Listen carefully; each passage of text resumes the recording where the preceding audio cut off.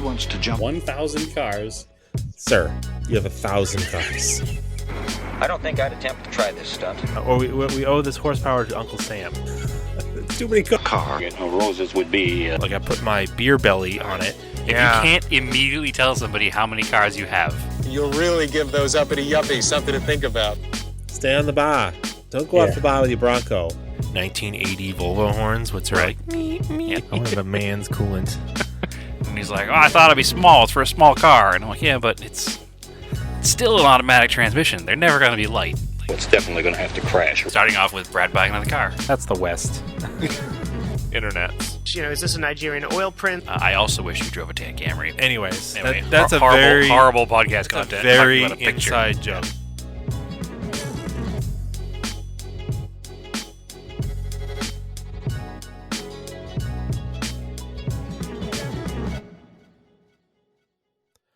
Welcome back to Auto Off Topic. Hi, Brad. How are you? Andrew, I'd be lying if I said it was all great and peachy, but I won't bore everybody with the story. How's that sound? Yeah, I mean, if you're in the Discord, you can look up the story. So, Yeah. again, Also, join the Discord. We'll touch on it real fast. Anybody who is hiring, please reach out. So, through no fault of my own, I am finding myself unemployed. So, You'll be all it right. is what it is. I'm sure I will. It's frustrating when you have setbacks in life, right? So, Yep. I also wish there was a reason for it. Like, I wish there was something where it was like, hey, Brad, you're a dummy. You did this. Now you don't have a job. But that's not the case. So, anyway, I won't bore anybody with those details. But if anybody has any leads, they are appreciated, right? Yep. So, not to beg. But yeah, join the Discord. I am begging you to do that. It's fun. We have a lot of talking points there. It is fun. Yeah. We argue deeply about wheels. And other not politics. nonsensical things. Yes, that's true.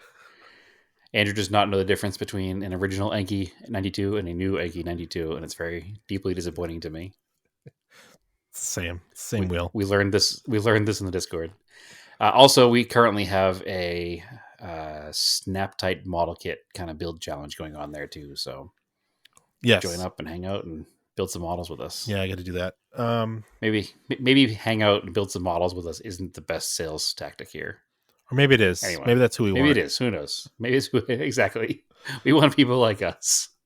Anyway, yeah, Discord is fun. Reach out to us on our Instagram or wherever else you know how to get in touch with us, and we'll send you an invite, and you can chat along with us. Good times.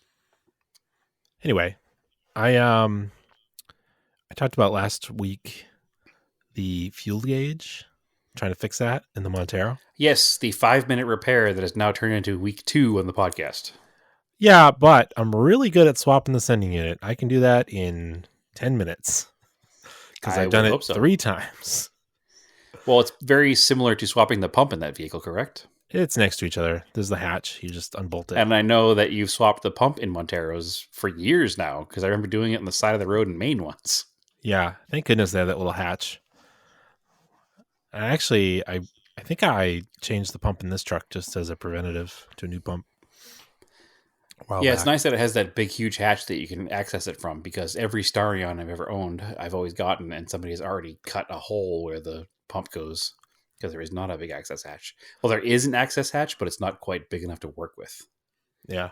So, well, anyway, I got the JDM one, the OEM one in from Japan.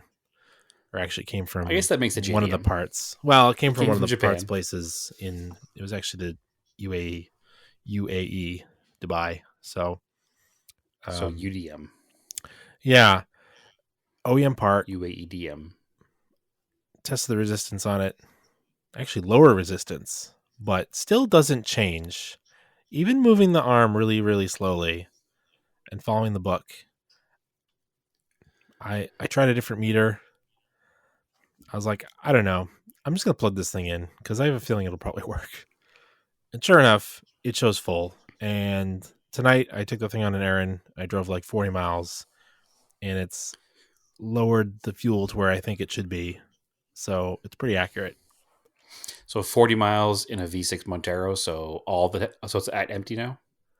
No, but it's like in the middle of the first quarter on the gauge.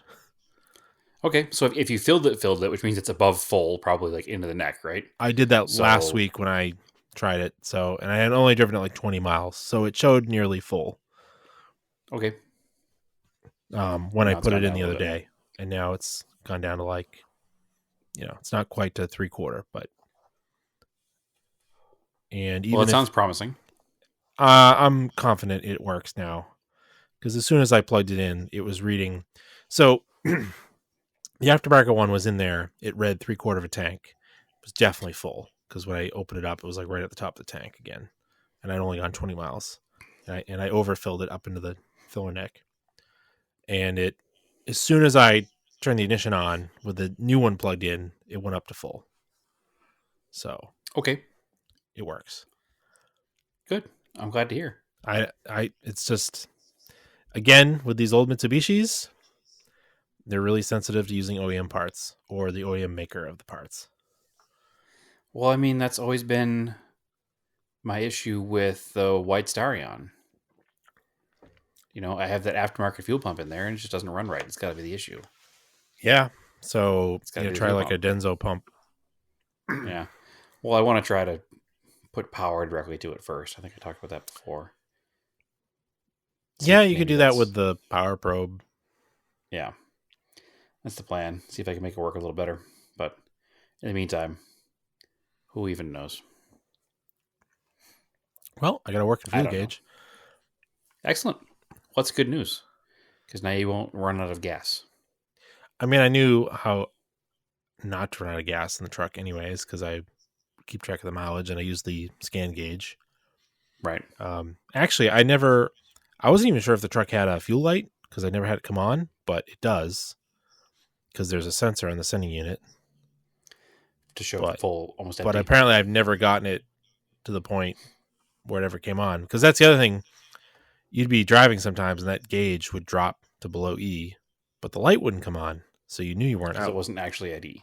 Yeah, because the only way that light comes out, because the way the book tells you to test it, is to power the thermistor, they call it, with 12 volts, and dip it in a cup of water or whatever, bucket of water, and then pull it out, and the test light should go off.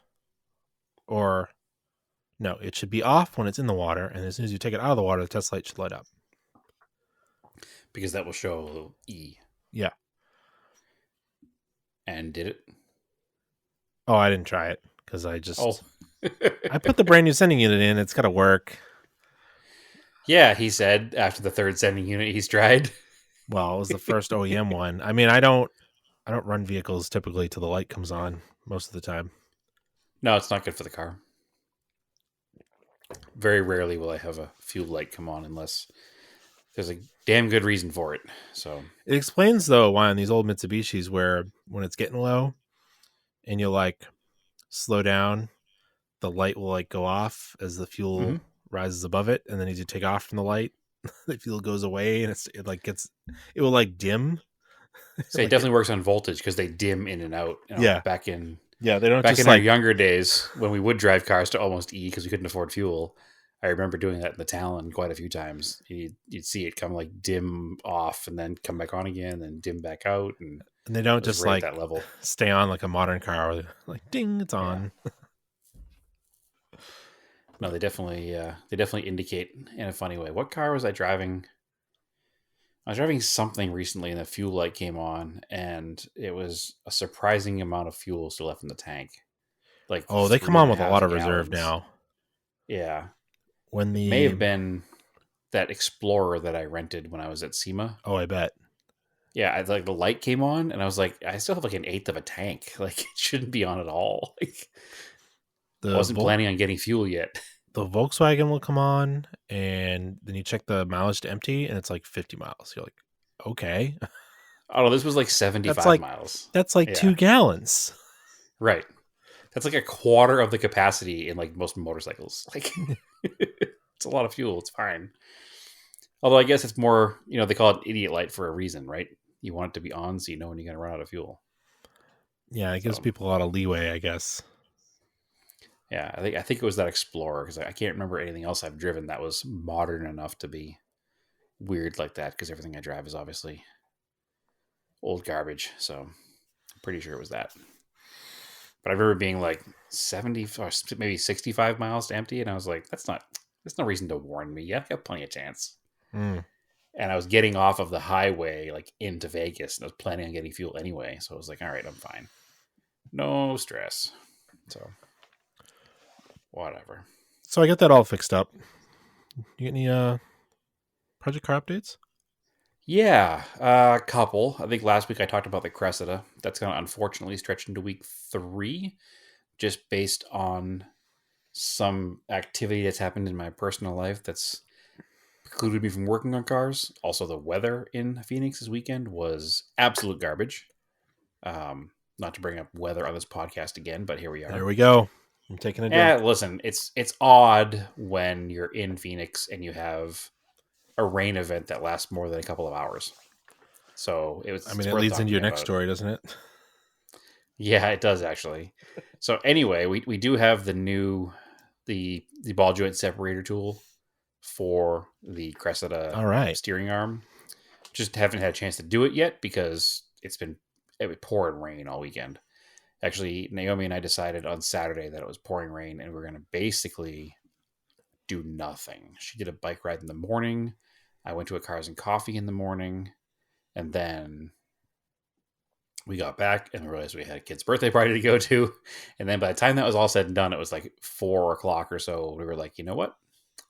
We're just going to sit around and do nothing today. So that's what we did. And then yesterday we spent the entire day, yesterday being Sunday, actually doing like a big deep cleaning on the house because you got to do that once in a while, right? So no car stuff got done. However, after the Cars and Coffee on Saturday is when the rain came in. And I decided that because it doesn't rain here in Phoenix very often, I would take advantage of the weather and I would take my car up to kind of like a remote parking area and get some shots with like the gray sky in the background because, you know, they don't call Phoenix the Valley of the Sun for nothing. We don't often get a different backdrop. It's usually just blue sky and bright sun, right? So we had super gray, overcast, no sun skies, and rain all day. Well, on top of that, because it doesn't rain here very often, when it does rain is usually the day you find out that your wipers are no good. Because when it's not raining, it's also sunny, and your wipers are made out of rubber, and they just deteriorate in the sun. So I wanted to be better safe than sorry and have new wipers on the car. Simple enough to ask, right? We all know that You'd think so. one of the things I dealt with in that car recently is putting a brand new windshield on it, so you probably should get new wipers anyway. Well, I didn't change the wipers until it already started raining, and that makes the wiper arm itself wet, which in turn makes it slippery. And I managed to somehow lose grip on the wiper arm, which is spring-loaded, to keep pressure on the windshield with the wipers. And the wiper arm slammed down on the windshield, and wouldn't you know it, it shattered my brand spanking new windshield. Oh, Yeah. are they? It's kind of a bummer. Are the wipers hidden by the cowl? No. Oh, they're free. You could just lift them right up. Yep. Oh, it's so Nope. annoying on my Volkswagen and the Q45. They're kind of hidden by the cowl. They're like super hard to change because you only get On like the Volkswagen, you a just few open inches the of hood. movement. Yeah, but the Volkswagen, you can open the hood and they go up, right? I'm trying to think back Maybe. because I had the Mark. I think on the Mark 6, I I think- had to open the hood to change them. Maybe. Not, I think remember. I just got them to park in the middle of the windshield. Right. just I to didn't turn the car think of off. opening the Yeah. hood. I think that works. I don't remember. I could be totally way off base. I have so many cars, so many wipers. I don't remember. But anyway, so I'm an idiot. I dropped the wiper arm on the driver's side directly on the windshield, and it made a big star crack at the base of the windshield. Just the right impact, the right resonance, and there you go, right? So it sounds like I'm going to need another new windshield, which is super frustrating because I mean, that one, even in there long enough to get like an actual rock chip on it, it was still pretty nice. So the good news is I did get the car up to a good spot for some pictures. I posted those on my Instagram page. They did look cool. Yeah, they look pretty good. At least you took them before you smashed the windshield. I did, yes. Yeah, I did. Actually, if you want to know the whole truth, I wasn't actually putting wipers on the 944. Oh, no. It comes out. Yeah. We're going to the children's birthday party. Yeah. And I wanted to take the Eclipse, and that needed wipers. So I was like, oh, I'll just rob them off the 944 temporarily until I buy some new ones. And I'll buy new ones for the 944 because they're the same size. Oh. And during the switchover is when it happened. And then I cursed myself for not just going and getting new wipers for the Eclipse. So it is what it is. I guess it's all Sounds part of like car life, right? They're always, I feel like, overpriced at the store.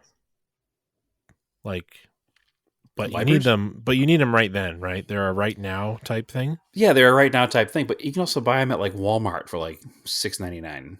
That's what I'm saying. So, like, why don't you just go buy a bunch of cheap ones since they just dry out anyways? Yeah. And just hang them in your garage because your cars are probably all mostly 16. 16 to 18 is the general consensus of all of them. Yes. So yeah, get like 4 of each. What if I told you that that's what I normally do? I just didn't restock.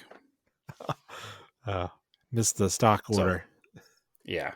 So I think the Porsche is 16 and 18, and the Eclipse is 2 18s. But I was like, it's close enough. It'll work. 16s, I think. 2 16s. Yeah, whatever. I know that the DSM. Porsche's two size it's 2 different widths, and the Eclipse is 2 of the same. Yeah. So actually, the Eclipse is 3 of the same. The back one's the same size too. Yeah, they're all 16 though. Yeah. And of course, I buy cheap wipers for 2 reasons. One, because They no dry matter out what kind of before they wiper get you bad. buy, they dry out and get ruined. And number 2, modern wipers look terrible on old cars. So, like any of those like Rain-X blades or Michelin, whatever you call those ones that have like the like molded rubber side, like blade It's like an thing on them. airfoil. Yeah, it looks dumb on an old car. Yeah, I just buy Just need that. like those $4 traditional- Denso ones. Yeah, I think they're $5.99 or something at Walmart. I think that they're either Rain-X brand or maybe they're Continental or Michelin. They're tire brand. One of them, Goodyear. I don't know. Whatever they are, they're probably not made by the actual tire brand. They're probably just marketed by them to sell at Walmart. But they work just fine. And buying expensive ones, I bought the Valeos for the Volkswagen. They didn't last any longer than the $6 blades at Walmart. So I put those on my Volkswagen and they were horrible. that's the OEM blade in the Volkswagen. Yeah, I bought it from FCP Euro and it was the worst wiper blade. I left a terrible review for it because it was like, I was like, these are awful. And That's weird. I couldn't warranty them because I didn't want the same ones again. So from them, I bought the Bosch version and they were so much better. The Bosch Icons. That's what the What brand I- is. Bosch it was like Icon. That's The fancy. OEM version of the Bosch Yeah. from FCP Euro. And that now I can warranty them. When they wear out, I'll just buy another pair and you send the old ones back, which is kind of insane. But sure, It's pretty insane. Yeah. I'll play they your have game. they have that same deal with oil, and I can't bring myself to ship oil, like used oil, back across the country. Like I'm like, I'll just buy more oil. It's That's fine. what they're counting on. You're not doing it. I'm not doing it. No, it doesn't make it any cheaper to buy it that way either. So I still buy it from them because they have the best deal on the oil for the Euro cars. So, like I think I talked about, I did the liquid moly in the 944 before I drove it to LA. So I don't know. I'm just not shipping it back across country because I'm responsible for paying for that. I don't know. Maybe it would save you money in the long run, but the amount of frustration and time, and I know that I would package it and it would get in a cardboard box and then it would spill all over the post office and they'd probably come back and hunt me down and charge me with environmental crimes. So I'm just not going to do it. So it's going to happen. Oh, speaking of I parts have, coming in, I got the email from Rock Auto that the right Bilstein strut is available to order for Stephanie's car. sweet. So I ordered it. You can finally do a full set Yeah. just in time to not do it because it's wintertime. No, I'll do it. Well, that's true. You have the heated garage option to do it in. Yeah. Forget about that. So yeah, I won't probably do the oil across the country because that just seems like more trouble than it's worth. But I will do stuff like wiper blades with them. So whatever. When I order my new windshield, I'll order new wiper blades for the car. So I won't worry about it. At least the crack is at the base of the windshield, so it's actually below the dash line. And there's like it made a star with like 6 or 7 of like the lines coming off the center of it, and 2 of them just go a little beyond the base of the dash, so I can kind of see it. So it's not like it's in my line of sight like it was last time. It's just below it. So it is what it is. 2 steps forward, 1 step back every time, right? So That's right. I was not planning on driving the car much in the near future anyway, so I'll just throw the cover over it and put it aside and worry about it later. Like everything else. Back of the mind. Too many other projects going on. Got some free time coming up, so lots of projects should hopefully get done, and we'll see how it works out. But yeah, big project down dates. Bummer. I did order shifter bushings for the Corolla. I'm not sure. Did you drive the car when you were out here, or sit in it and like move the shifter around? I witnessed it. It was the real mop in the bucket type shifter. Yeah. It's real bad. So I was online looking for solutions to make it better. There's a company called T3. It's a Techno Toy Tuning. They make all kinds of cool stuff for old Toyotas. It's actually the suspension that's all on the Cressida is all Techno Toy Tuning coilovers. I'm probably going to buy their suspension also for the Corolla to fix that as well.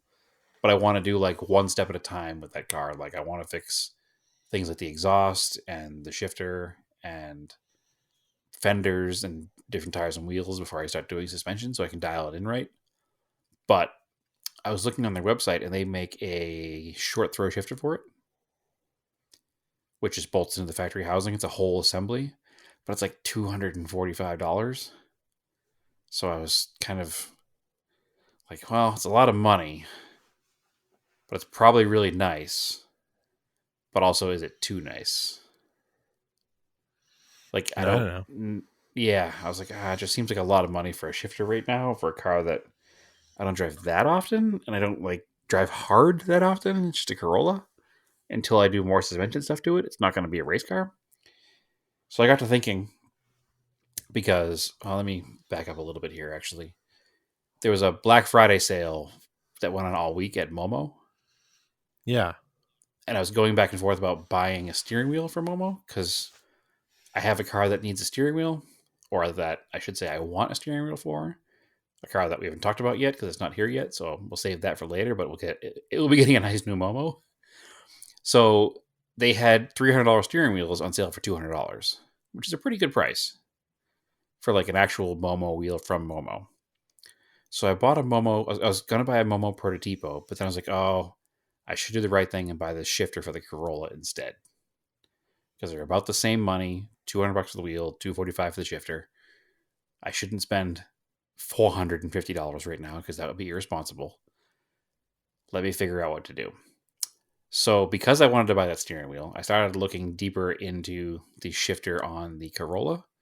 And there's a company out of like Latvia or somewhere in Eastern Europe that sells a complete shifter bushing kit.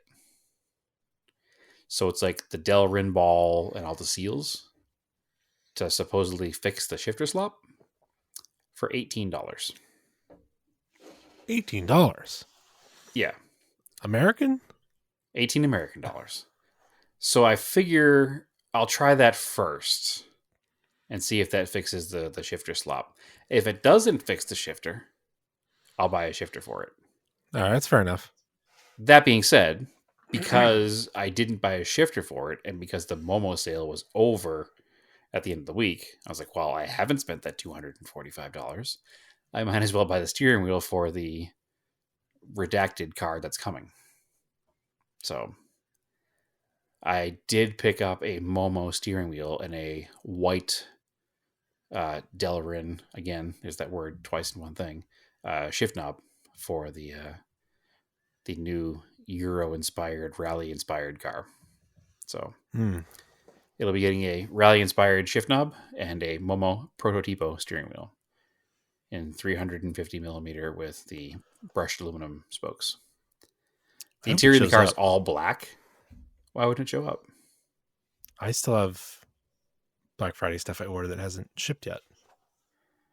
Oh, well, the car's not even here, so I'm not worried about it. So it'll get here when it gets here. And it doesn't need it. The car has a steering wheel. It's just the interior of the car is all black. Like black seats, black dash, black steering wheel. Like it's just black. And there's no color at all. So I thought that the white, like kind of rally looking shift knob and the brushed aluminum spokes and white stitching would kind of pop a little bit in the all black interior. Yeah. Plus the car factory has a really ugly 2-spoke, like rubbery looking steering wheel. Mm-hmm. And it just looks cheap. So I had to take that off and change it out. So the only thing I do need to pick up now is, unfortunately, because I bought a Momo steering wheel, I also need a hub adapter for the car. And there are no US suppliers that currently have stock for that hub.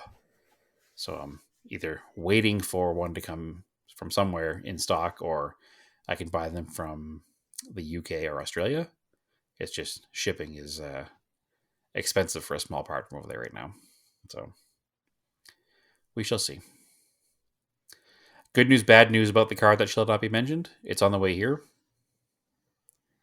Bad news is the shipping company I'm not happy with. So I don't know when we're going to see it. I'm hoping we'll have it by next podcast. Okay. But there's no promise. Yeah, I still haven't gotten the flash cable for the Volkswagen. Okay. Even though the other stuff showed up in like 2 days and they all shipped in the same day. And I emailed them. I was like, so did maybe this get like left on the shipping shelf or fall behind a shelf or something? Like, can we look? They're like, oh, no, it shipped. FedEx told us they didn't scan a bunch of our stuff and it'll come soon. I'm like, I don't think that's the way FedEx works. Like, if they don't have it scanned, they don't know where it is.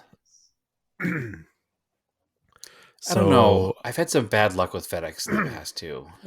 I don't want to sit here and say anything bad about the company that I'd never heard of that you ordered Black Friday tuning software from. Well, because I made fun of that last time, but I'm not going to let FedEx off easy either. The intake box was soaked with water, and it hadn't rained here yet. It rained like the next day, so wherever it came from, it was like sitting in a puddle. Right. So I'm like, FedEx's fault. Maybe, yeah. So I'm like, maybe the box of the thing that I'm waiting on also got sat in a puddle and the box fell apart, and that's why it never got scanned and it's somewhere lost. And I've asked this company twice via email to just double check. So if I have to ask in another week, then I'm gonna be like, all right, I just want to return everything because I don't want it. Yeah, because I can't use it. That'd be frustrating. Or just ship me another one because I haven't gotten it exactly. Yet. All your parts, and the cable's not the expensive part, right? What's that, $60? Yeah, exactly. The cable's like, well, probably to them it's like $60. It was like $120 for the stupid flash cable, which I can probably find somebody local that has it. Right, but now you need it now. Yeah. I spent all this money. I want to use your stuff. Please send along. And then I ordered some other stuff that it was far less expensive, but there's these kind of these cool things that's going to go on something that I want to save to take pictures of because they look cool. But it's a car part, but I don't want to give it away. Everything we order is either a diecast car, a scale model car, or a car part. So it's nobody was surprised. It's like UPS says they have their information, and it's like, but not scanned. Like they just got sent the information. And I'm like, okay, so a week's gone by. I've seen. Yeah, but a week's gone by, and I'm like, there's no updates, and it hasn't been scanned. Again, can we make sure it got to the post office, or it didn't get left somewhere in the shipping area? That's all I'm asking. And oh yeah, no, it's been shipped. I'm like, okay. Is this from an American company? Yes. And yeah, so those are. Then I have a scooter part that's coming from Hong Kong. That it's weird because the front suspension of the scooter came from the same place. DHL shipping showed up 3 days, no big deal. I ordered turn signals for my scooter because I ride it at night. I wanted some turn signals, and like Sure. the handlebars are so narrow that when you try to use hand signals, it gets real wobbly. So I order these things with DHL shipping, no tracking. I like email them like, "Hey, did you guys ship these?" No tracking.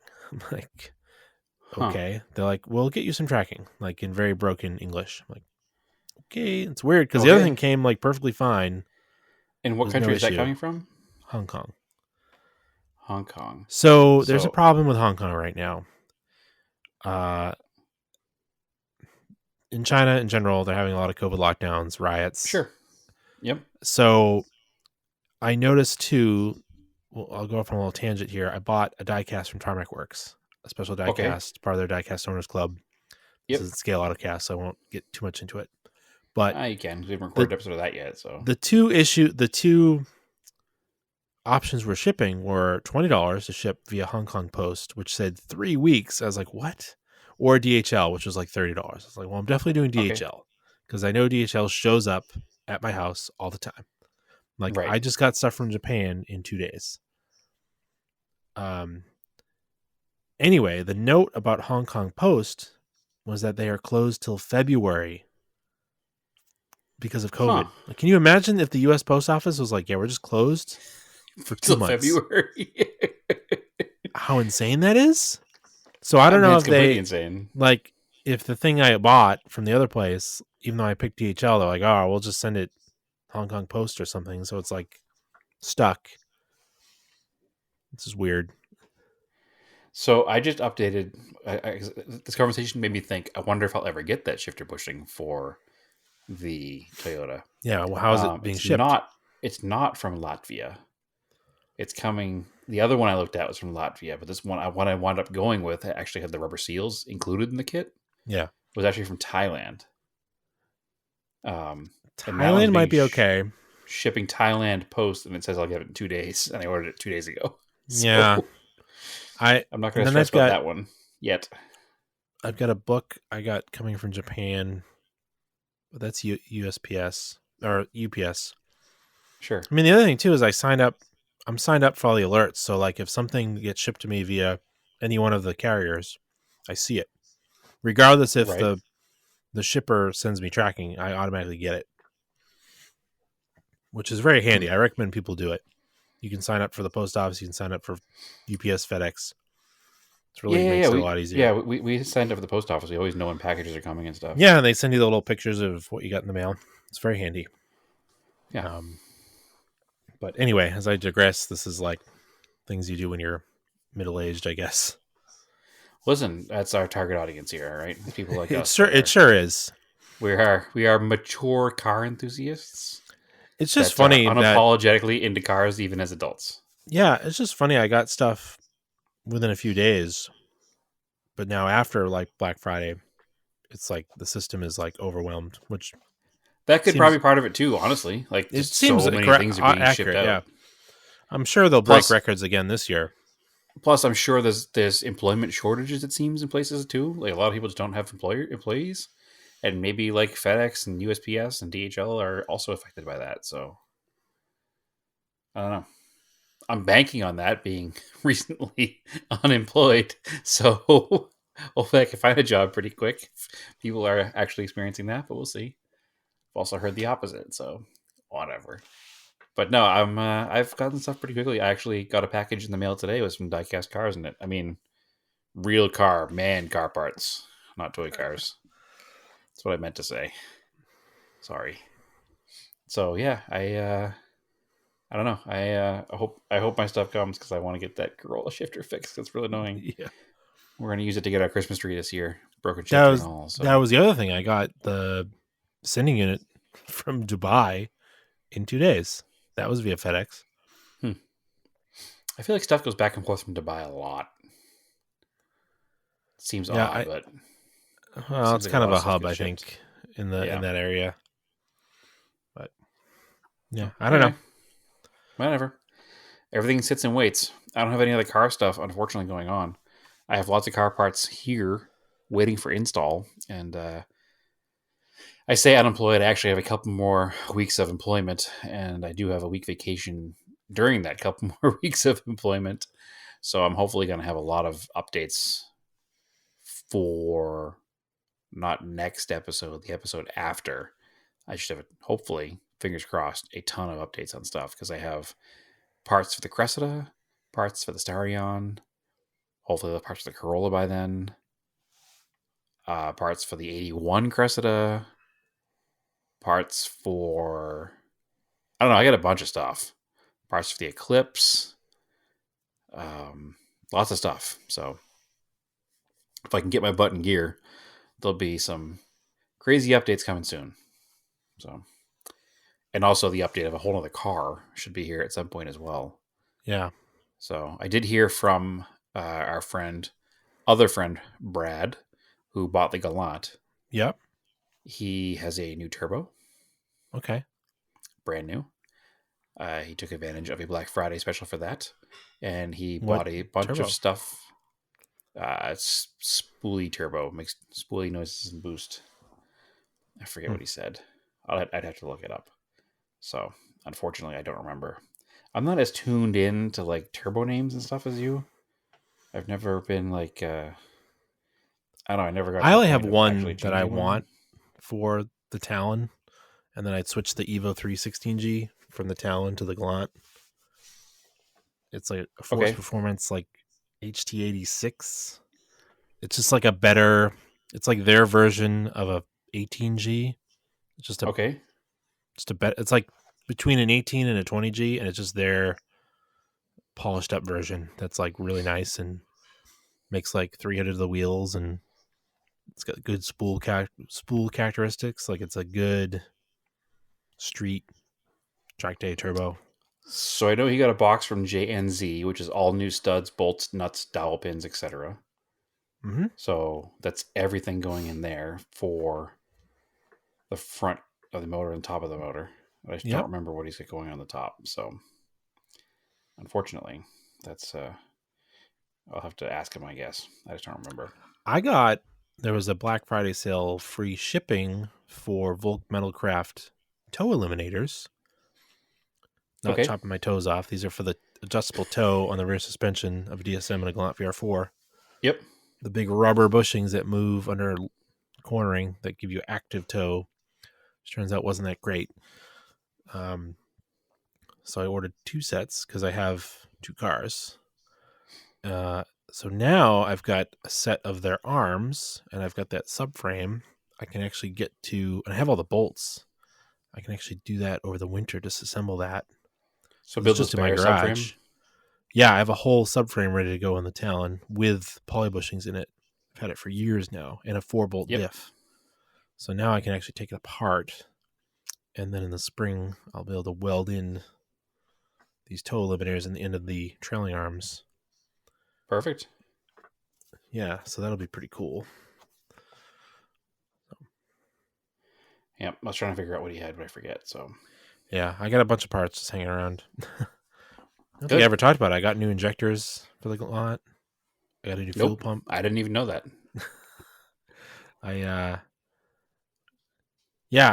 bought some 550s for it, a nice fuel pump. I'm going to rewire the fuel pump just so that when I switch to speed density, I know the fueling's like good. Like I have plenty of fuel, plenty of headroom for tuning. Well, as we talked about a minute ago, lack of fuel is the problem in the Starion, so you don't want to run into that. So No, and I don't want to, again, that car is never going to be like 1,000 horsepower dyno queen car. I want a reliable, fun driver. 250 horsepower car. Yep. Yeah, just fun driver. That's all you need. Something that gets out of its own way, but isn't so fast you can't even use it.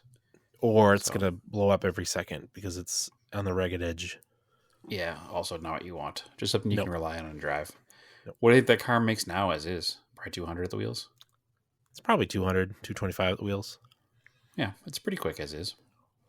That's So- plenty quick. Yeah, that's where I'm hoping for most of the stuff that I'm working on that has turbos to get to. The Starion won't be that high, but I think that this impending project car isn't too far off from that with some of the mods that are already there and can be added with time without much issue. Make 200 wheel horse, I think would be a comfortable number for an 80s turbo car, right? So I keep teasing what it is, but I haven't said what it is yet. So if you're in the Discord, you would know. Or if you follow us or me personally on social media, there's been some clues dropped lately with some other posts. But it is a turbocharged 80s car. So hint number 1. It's not Japanese. Hint number 2. No more hints. Hints are over. Hopefully it'll be here soon, and we won't need hints. We can have pictures of it. So, anyway. Well, I got nothing else this week, Andrew. I don't want to ramble on and talk about nothing. Unless you got some more important facts to talk about here. But I do not. I think I'm done. No, I think we're good. So, follow us on Out Off Topic on Instagram. Follow me on Instagram, Race and Anger. Follow our other Instagram, Scale Autocast. I haven't added anything to that recently. I think you have. The Singapore. I have, actually. We've been stagnant for a little while, but I just put up the new 164th scale Pop Race Singer Porsche in metallic green. I got some new stuff to take photos of. I can add up there. And Brad, where can people find you? They can find me there. This is the point where I used to plug all of my employment videos, but I won't do that. But you can find my personal stuff at TSISS350. And again, hit up me, hit up Andrew, or hit up the podcast page and get an invite to that Discord. Oh, I got one more. If you're interested in my electric scooter or some electric scooter stuff, I have eScooterita on Instagram. Oh, that's right, too. I forgot that was still active because you did that back when you worked for a scooter company. I did. But now you and have I put your some own stuff scooter on stuff on there there. when I was modifying my scooter, because modify everything. And I gotta do Absolutely. some more stuff for that over the winter. Always be modifying or restoring. Those are the two Yeah. things. Yeah, that's my two wheels fun, which I'm riding it. I'm like, oh, I kind of get this. You get the wind in your face. No, Not two as wheels are fast, fun. but it's pretty fun wheels to are ride around fun. the city. I was real close to buying a motorcycle a couple times in the past few months, and I do have a trip planned for this May, actually, it's upcoming May, to go to the Indianapolis 500 and ride motorcycles there from Phoenix. So I don't currently own a motorcycle, so that's a bit of a challenge, but it's being cooked up. The plan. This is let's put minor it that way. details. Minor details, yes. I do have a friend who has graciously offered a loaner motorcycle for that week. So I think worst case scenario, you can catch me on I think it's a Yamaha V-Star or a Kawasaki Vulcan.